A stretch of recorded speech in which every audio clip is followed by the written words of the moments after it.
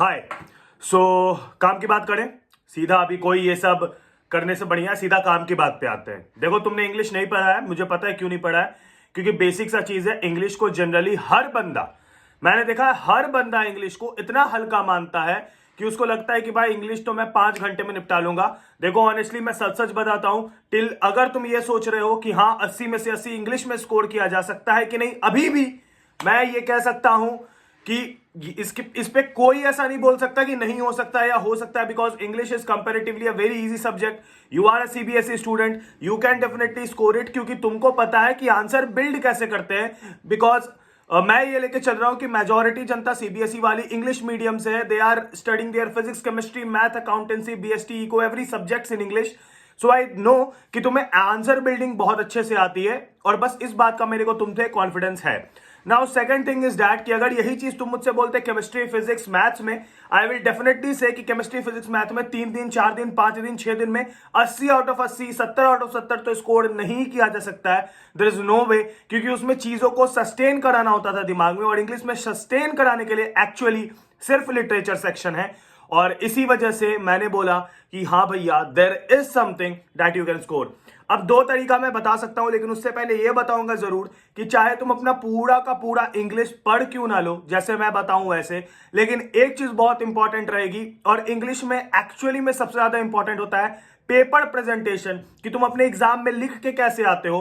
क्योंकि मैंने कल टॉपर की आंसर शीट उठाई थी, 80 आउट ऑफ 80 उसको आ रखे थे, और उसकी आंसर शीट दिखाई, सबसे ज्यादा कमेंट यही मिले कि ये टॉपर कैसे हो सकता है, क्योंकि उसकी राइटिंग खराब, उसने बहुत गलती शलती कर रखी, फिर भी he was the topper.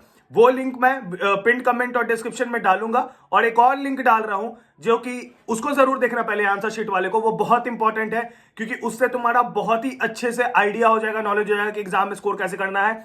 Second thing is that कि अगर तुमने अभी तक कुछ भी नहीं करा है, या फिर तुम्हारा सिलेबस लिटरेचर पार्ट से कंप्लीट नहीं है, मैं एक चीज क्लियर बता देता हूं, रीडिंग सेक्शन डायरेक्ट एग्जाम में उतरोगे बनाने, मैं एकदम गारंटी के साथ बोलता हूं, you will end up wasting your lot of time. So I will recommend कि पहले रीडिंग सेक्शन को, जब भी तुम लोग अटेम्प्ट करोगे तो रीडिंग सेक्शन के सारे क्वेश्चंस पहले पढ़ना, उसके बाद उसका पैसेज पढ़ना।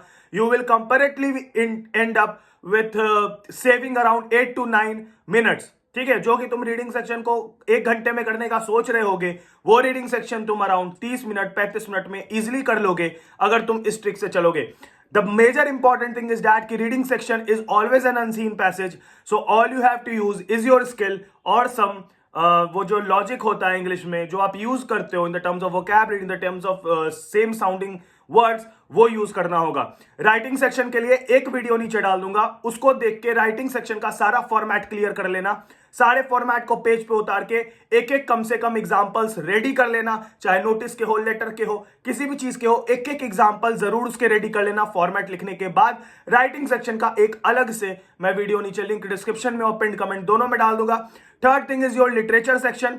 2 तरीके से रिकमेंड कर सकता हूं, या तो तुम्हें एक 5 घंटे का मैं मैराथन दे देता हूं, जिसमें यार राइटिंग सेक्शन भी करा रखा है और पूरा लिटरेचर सेक्शन करा रखा है सिप्रा मैम ने, तो वो एक 5 घंटे वाला मैराथन का लिंक डिस्क्रिप्शन, पिन कमेंट हर जगह डाल दूंगा, या तो उससे जा सकते हो। लेकिन उसमें तुमको, अगर तुम एक्सपेक्ट करते हो कि बहुत डिटेल्ड पढ़ाई होगी, यानी कि तुम आंसर बिल्डिंग में तुम्हारे पास ज्यादा आइडियाज होंगे, तो नहीं। हाँ, तुम्हें एक समरी हो जाएगा, चैप्टर का आइडिया हो जाएगा, क्वेश्चन तुमसे सारे बन जाएंगे लिटरेचर सेक्शन के। बस यही होगा कि उसमें 4-5 लाइन वाले क्वेश्चन इजिली कर लोगे। लेकिन जब वहां पर आएगा 2 पेज वाला जो लास्ट का क्वेश्चन होता है, उसमें तुम्हारे पास आइडियाज बहुत कम रहेंगे, और basically you will end up writing some summary, जो कि यार तुमको वहां पर थोड़ी सी फैक्चुअल चीजें और थोड़ी सी एक्चुअल वर्ड्स जो चैप्टर में यूज हुई है, जो टर्म्स यूज हुए हैं, उसको यूज करना पड़ता है।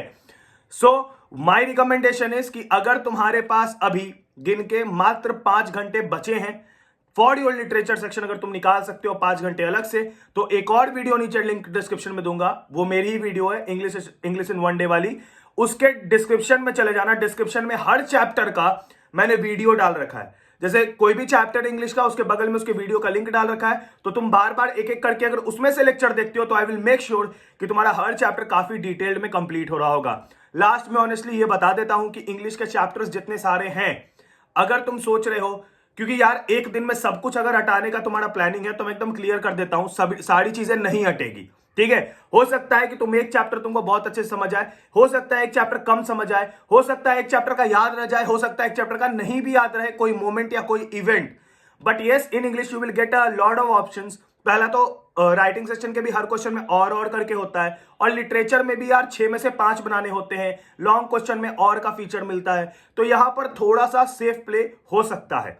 बट आई विल रिकमेंड कि 2-3 चैप्टर बहुत ही अच्छे से करना, जैसे लॉस्ट स्प्रिंग, इंडिगो, ये सब चैप्टर से क्वेश्चन ज्यादा संख्या में आते हैं, ठीक है। और पोएट्री वाले चैप्टर के लिए मैं इतना ही कहूंगा कि एटलीस्ट जो वीडियो मैंने दी है उसको जरूर देखना, क्योंकि पोएट्री का आपको डायरेक्ट पैसेज उठ के आता है जो कि आपके लिटरेचर सेक्शन में आता है, जो कि आपको सॉल्व करना होता है, और उसके लिए आपको उसके आइडियाज होने बहुत जरूरी है, क्योंकि कभी कभी लिटरेरी डिवाइस, ऑथर ये सब चीजें पूछ देता है, तो एटलीस्ट एक बार ऑथर भी कर लेना ताकि वो 1-2 मार्क्स जरूर बचा लो।